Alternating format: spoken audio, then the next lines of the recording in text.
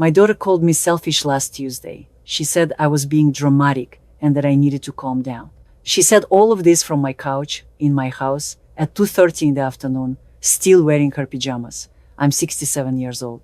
I've been driving for a rideshare company since last spring. My knees hurt when it rains, which in Ontario means they hurt most of October through April. And my daughter, who is 34 years old and has a university degree hanging somewhere in a box in my basement, told me that I was being dramatic. I want to tell you what happened. All of it. Because I spent a long time thinking I was the problem. And maybe some of you out there are sitting in a similar house, feeling the same way. And I want you to know that you are not crazy.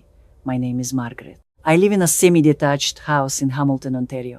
I bought this house with my husband Raymond 26 years ago. Raymond passed away from a heart attack 8 years ago. And after that, I kept the house because it was mine, because I had paid for it alongside him, and because the garden in the backyard still had his rose bushes and I wasn't ready to leave them. I work 3 days a week at a medical clinic as a receptionist. I took that job after I retired from the school board because my pension, while decent, doesn't stretch as far as it used to. Groceries alone have become something I have to plan carefully. I clip digital coupons on my phone. I buy the store brand of almost everything. I know which day the metro near me marks down the chicken. I started driving for the Rideshare app on my days off because my property taxes went up again last year and I needed the extra income. I don't love it. Some nights I come home at 10 o'clock smelling like someone else's takeout and my back aches from sitting so long. But I do it because that's what you do.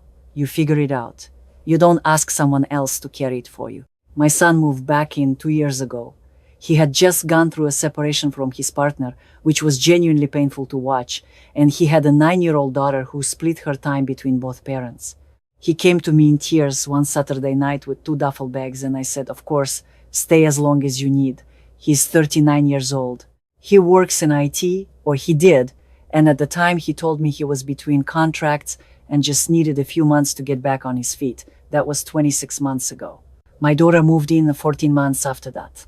Her reason was that rent in Toronto had become unmanageable, which is true. I understand that. The rental market there is genuinely brutal. She was paying $2,200 a month for a 1-bedroom, and her salary at the marketing agency wasn't keeping up. She asked if she could stay just until she saved enough for a down payment on something smaller, maybe a condo somewhere outside the city. I said yes. I said, of course, I am their mother. I want to be fair here. At the beginning, both of them tried. My son fixed the broken towel rack in the bathroom. My daughter cooked dinner twice in the first week. There was a short period where it almost felt like a family again, the 3 of us around the table. And I told myself this was fine, this was temporary, this was love. But temporary stretched.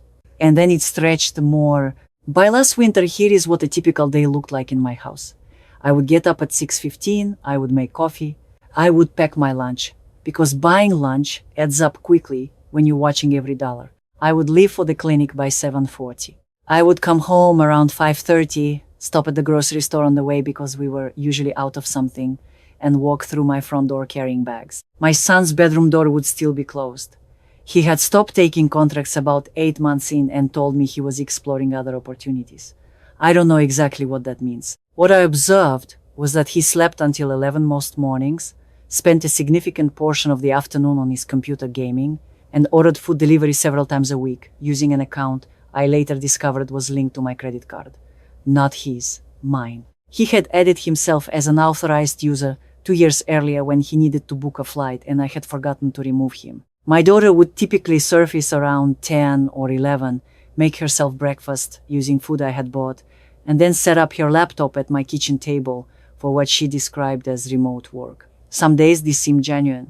Other days I would come home and the laptop would be closed, and she would be watching something on the television in the living room, wrapped in a blanket I recognized as one from the linen closet upstairs, the one Raymond's mother had given us as a wedding gift. Neither of them asked me how my day was.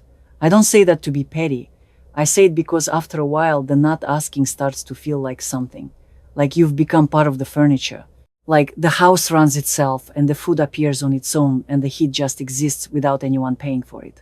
My gas bill last February was $312. I keep the thermostat at 68 during the day and 66 at night. I found out my son had been turning it up to 72 while I was at work because And I'm quoting him directly here. It gets cold when you're just sitting around. Yes, I imagine it does. I didn't say that out loud. I adjusted the thermostat back and said nothing. I had a lot of practice by then at saying nothing. The thing about saying nothing is that it doesn't actually resolve anything. The resentment just pools somewhere behind your sternum and you carry it around with you. I carried it to work. I carried it to the car at 9 at night when I was picking up riders so I could pay for the groceries my children were eating. I carried it through the Tim Hortons drive-thru at 10:15 because I was too tired to make tea when I got home and I needed something warm.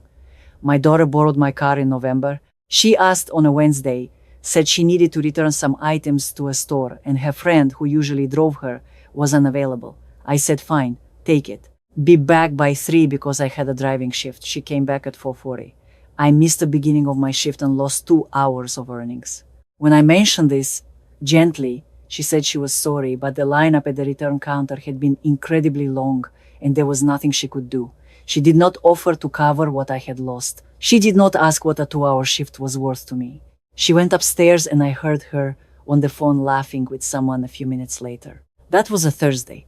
The following Tuesday is when the thing happened that I keep coming back to. I had just come in from a 4-hour driving shift. It was about 9:40 at night. I had that particular smell you get when you've been in a car that's transported a dozen strangers and their takeout orders. A kind of blended warm food smell that clings to your coat. I was hanging up my jacket in the front hallway when my daughter came through from the kitchen with a cup of tea. She looked at my jacket, then she looked at me. She said, Mom, no offense, but your coat smells. Like it really smells. It's kind of going through the whole hallway. I stood there for a moment. I said, I've been working. She said, I know, can you maybe hang it in the basement or something? It's a bit much when we're trying to relax in the evenings. We, that word sat in my chest like a stone. We, my 2 adult children who had been in my house all day, eating my food, using my heat, sleeping in my beds, were trying to relax. And my work jacket was disturbing that relaxation. I didn't say anything. I took the jacket and I walked downstairs and I hung it on a hook near the furnace. And then I stood there in the basement for a few minutes in the dark, next to the furnace, next to Raymond's old toolbox and the boxes of Christmas decorations, and my daughter's university degree in cardboard tube. And I thought about my life. I thought about Raymond, who worked construction for 31 years and never once complained about coming home smelling like sawdust and concrete. I thought about my mother, who cleaned other people's houses until she was 64 and never asked a single one of her children to validate that work. I thought about the rose bushes in the backyard that I had kept alive for 8 years because they were the last living thing Raymond had planted, and how I wanted to sit in that garden next summer without feeling like a stranger in my own home. I stood there for a long time. Then I came upstairs, made myself a cup of tea, and went to bed. But something had shifted. Something I can't fully explain except to say that it was like a door closing quietly somewhere inside me, not a slam, just a soft, definitive click. The next morning I called my friend Patricia, who I've known since our children were in primary school together. I told her everything, not just the jacket, all of it. The 26 months, the credit card, the thermostat, the missed driving shift, the blanket from Raymond's mother, all of it. It came out in this long stream, and by the end I was crying at my kitchen table at 7 in the morning. Patricia listened to all of it. Then she said, Margaret, what do you want your life to look like? I had not been asked that question in a very long time.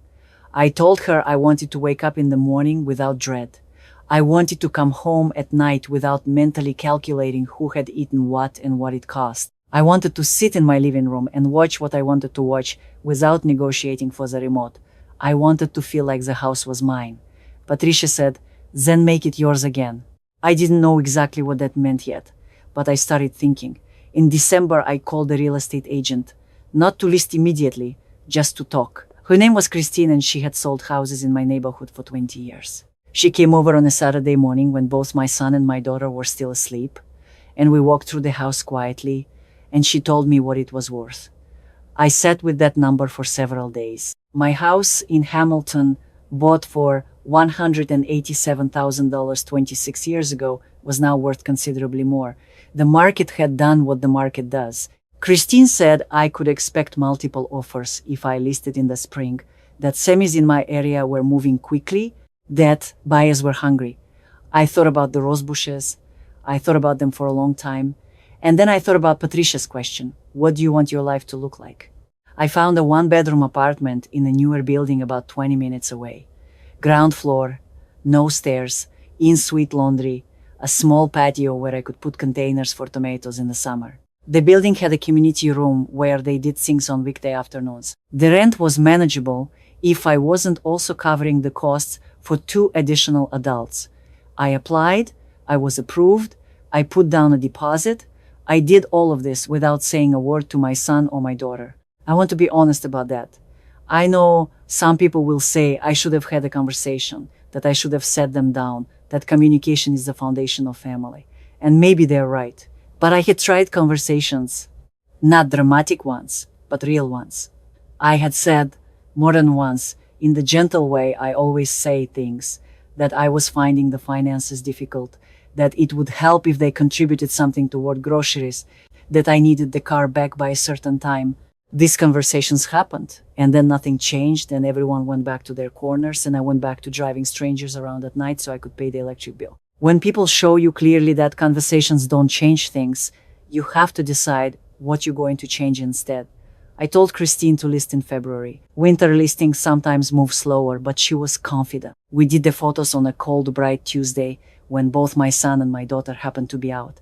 The photographer took 2 hours, and the photos were beautiful. My house looked warm and full of light, and I felt, looking at them on my laptop that evening, something complicated. Grief and relief at the same time. The listing went up on a Thursday. My son found it on Saturday. He came downstairs while I was making soup, and he held his phone out toward me and he said, "What is this?" It wasn't a question. It was the tone of someone who has just discovered the ground is less solid than they assumed. I turned the burner down. I said, "I'm selling the house." He stared at me. He said, "When were you going to tell us?" I said, "I'm telling you now." He said, "Mom, where are we supposed to go?" And I want to describe the feeling I had in that moment, because it surprised me. I had expected to feel guilty. I had preloaded so much guilt in anticipation of this conversation. But standing there in my kitchen with the soup on low and my son looking at me like I had just pulled the rug out from under him, what I actually felt was very calm, steady in a way I hadn't felt in months. I said, "That's something you'll need to figure out. I'll give you 60 days from the closing date. That should be enough time." He said, 60 days. Are you serious?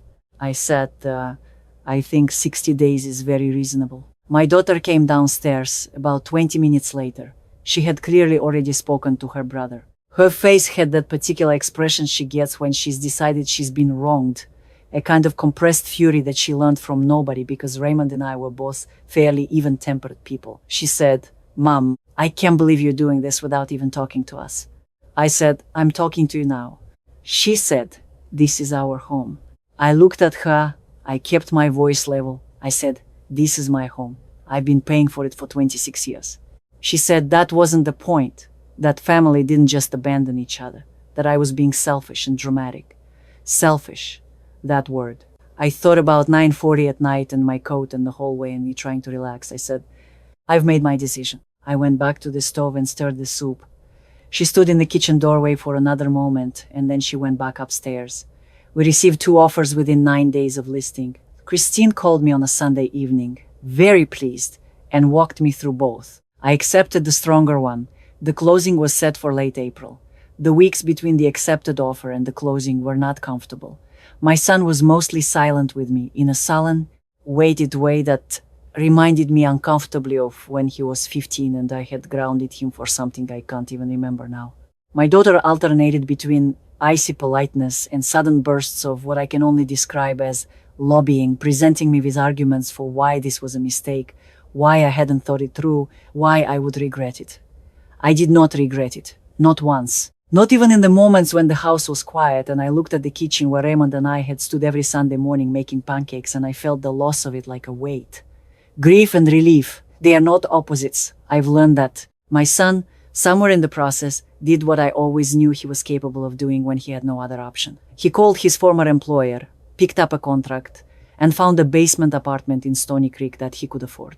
He gave me a moving date. He was out 3 weeks before closing, which I hadn't expected. and the morning after he left, he texted me to say that he loved me and he was sorry. It was a short message. It meant a great deal. My daughter was harder. She found a room in a shared house closer to the city. 3 other women around her age. A proper lease, her name on it. She moved out on a gray Saturday in April with the help of a friend I'd never met. There was no real goodbye, just a sort of hovering at the door before she left. A moment where I thought she might say something that would matter. She said, "I hope you know what you're doing." I said, "I do?" She drove away with her friend, and I stood in the doorway for a moment, and then I went back inside. I moved into my apartment on a Wednesday. Patricia helped me. We made 3 trips in her SUV, and by 7 in the evening, we were sitting on my new couch with takeout containers from the Thai place near the new building and a bottle of Ontario Rosé that Patricia had brought, and the apartment was full of boxes, but it was mine. All of it. Every square foot, mine. I have a bedroom that is exactly the size I need. I have a bathroom with a shelf where I put only my things. I have a kitchen where the food I buy is the food that remains when I come home. I have a patio where, this spring, I planted 2 containers of tomatoes and 1 container of geraniums, red ones, because Raymond always liked red. My coat hangs by the front door. My driving shifts end when I decide they end. Some weeks I don't drive at all, and I don't have to explain that to anyone. My daughter called about 6 weeks after I moved. I had been waiting, not desperately, but I'd been aware of the silence. She called on a Sunday afternoon, and her voice was different. Not the compressed fury. Something quieter. She said that the shared house was an adjustment, but that she'd enrolled in an online course to upgrade her credentials, and that she was looking at some smaller units in Guelph that seemed more affordable. She said, "You seemed really settled when I picked up. Is the apartment okay?" I said it was more than okay. She said, "I've been thinking a lot about, everything." I said I had too. There was a pause, and then she said, "I think I was really comfortable in a way I didn't examine. Does that make sense?" I said it made complete sense. We talked for 40 minutes. It was the longest real conversation we'd had in years. When we hung up, I sat for a while in the quiet of my apartment, in my chair by the window that looks out onto a small strip of green where someone had planted a row of late-blooming tulips, yellow ones, and I thought about what it costs to wait for things to change on their own and what it costs to change them yourself. Both things cost something. I won't pretend otherwise. But only one of them leaves you standing in a hallway in your own home, holding a coat that smells like honest work, being told to take it to the basement. I'm 67 years old, and I drove strangers around at night so I could keep a house that I shared with people who never once asked if I was tired. I don't drive as much anymore. I sleep until 7 sometimes, which for me is luxurious. I have a library card for the branch 2 blocks away, and I go on Thursday afternoons. I have made friends with a woman down the hall named Donna who makes her own jam and brings me a jar when she has extra. My life is small in a way I have decided is actually just the right size. If you sit in somewhere right now feeling like a stranger in your own space, like your presence is just the infrastructure that other people's lives run on, I want to say this as plainly as I can. You are not dramatic. You are not selfish. You are allowed to want your own life back. You don't have to sell your house to find out what that feels like, but if you have to, you can. The rose bushes stayed with the house. The new owner sent me a photo in June through Christine. They're blooming. Raymond would have been glad about that. I'm glad too.